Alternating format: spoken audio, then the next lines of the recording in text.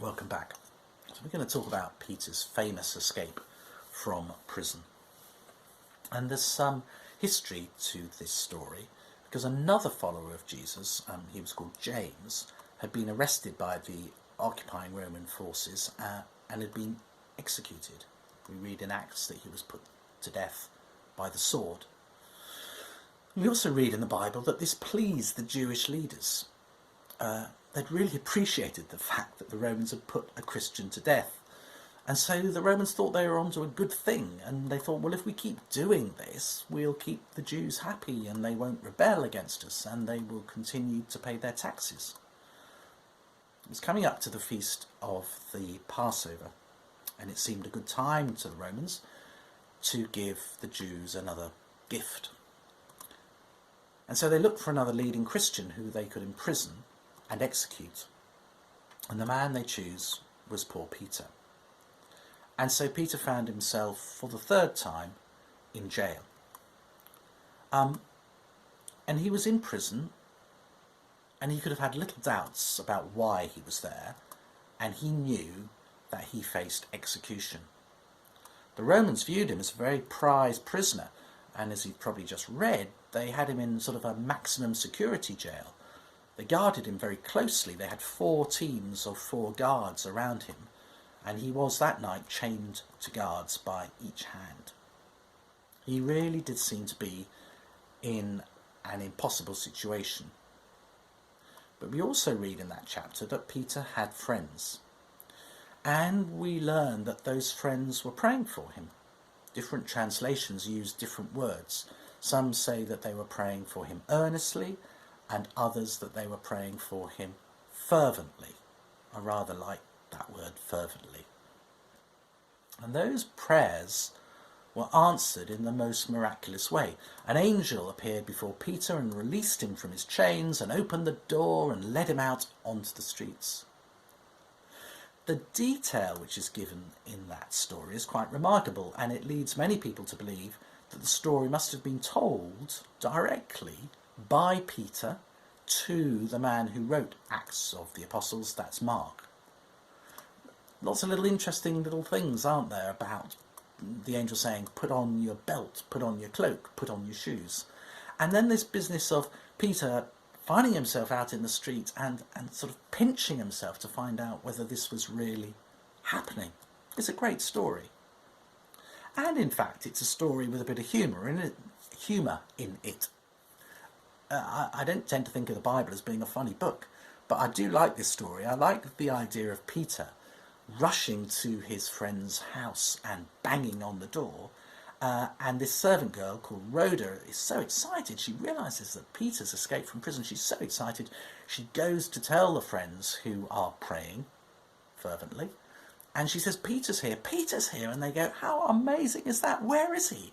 And she says, I forgot to let him in. And then they go down to the hall, and there is Peter still banging on the door, and I suspect using some fairly fruity language too, saying, let me in. Prisons must have been a horrible place at that time, hideous. And you'd have thought that Peter, having been in prison twice before, may have decided to have called it a day and just sort of slid off into the background.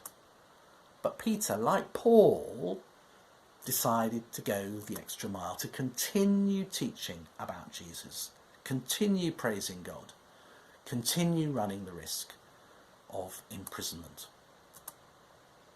The other bit of this story, which I particularly want you to remember, is that bit about fervent prayer. And I'm going to come back to it in a minute. So let's move on to the last story that I'm going to tell you. And it's about Jesus. And it's about the build-up to his crucifixion. All through his ministry, the Jewish leaders, the authorities, didn't like the sorts of things that Jesus had been saying. 3 months before, Jesus had been in Jerusalem, and he had talked about being the Son of God. And the Jews, who thought this was blasphemous, tried to have him stoned and killed. And Jesus only just escaped. He went eastwards for about 20 miles across the River Jordan, and he stayed for 3 months very close to the place where John had baptized him 3 years before. And then he heard that his good friend Lazarus was very ill, probably going to die, and Lazarus was living in Bethany, back towards Jerusalem. And so Jesus went back there and performed that amazing miracle of raising Lazarus from the dead. And this created an enormous stir. When people heard about it, they were amazed, and everyone was talking about it. And now they had such high expectations of Jesus. And the question then for Jesus was whether he was going to go back into Jerusalem to celebrate the Passover, that great festival. But he knew that if he did go to Jerusalem, then the Jews who hated him so much would contrive for him to be arrested, imprisoned, tortured, and crucified. Jesus had a choice to make. When I was younger, I particularly enjoyed that amazing musical, Jesus Christ Superstar. And I know most of the words, and some of the words that particularly stick with me is the line when Jesus sings, "After all, I've tried for 3 years, it seems like 30. So Jesus could have decided, he could have said to God, look, I think I've done enough already. I've worked really hard for 3 years. I've taken big risks. I think that's enough. Jesus could have just walked north around Jerusalem and headed back to Nazareth, his home. He had a trade. He could have just disappeared into the community, and the Jews and the Romans probably wouldn't have found him. They probably wouldn't have even wanted to bother looking for him. But Jesus, like Paul, like Peter, went the extra mile. In fact, he went 3 extra miles, because he went to a village called Bethphage, where he climbed onto a donkey, and from there rode that donkey for about 3 miles into central Jerusalem. And the crowds were initially delighted to see him. They'd heard about Lazarus, they'd heard about all the other miracles that Jesus had performed, and they truly thought that this was the Messiah who would rescue them from the Roman occupying army. They waved palm branches and they cheered, but they soon turned against him. And the next 7 days in the church calendar is called Holy Week, and during Holy Week we'll be thinking about the events that led to Jesus' crucifixion. More importantly, though, I should say, to his resurrection. Now, my point to this story is this. Jesus could have thought about the 3 years of his ministry, that he'd done enough for God. He could have turned away, but he didn't. He went the extra mile. And so today we've heard 3 stories about people going the extra mile to serve God. Let's just talk about the times that we live in. At times like this, the world is so confusing, and so many people are so anxious about their health and about their families and about their friends and about their finances, and they're so worried about the country's future.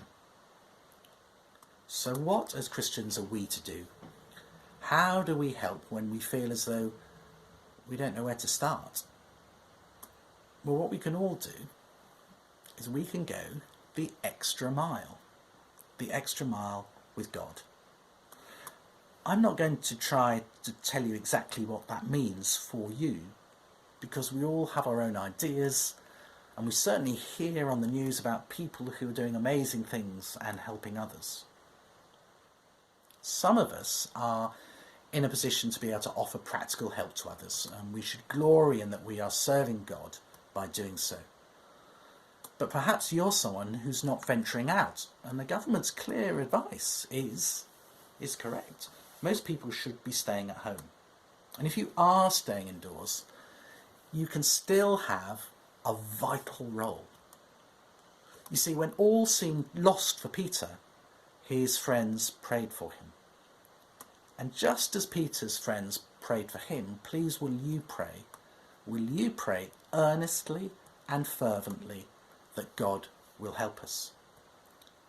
If you do that, then you are certainly going the extra mile, and you're doing it in the knowledge that we, as we learned, do see miracles happen.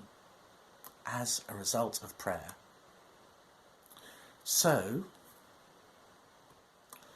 let's be honest and say that prayers are really quite difficult at the moment. At least I think so. Because I expect, like me, that you feel a bit overwhelmed and unsure of exactly where to start. And so I guess we just keep it simple. That we ask for God's blessing on those who are at risk, on those who are ill, and on those who care for them. And we pray for our national leaders. Don't give up. Keep praying. Pray fervently and pray earnestly. Thank you so much for listening to me. I wish that I could see you. I wish I could give everyone a hug. And I'm really looking forward to doing that when we can. God bless you.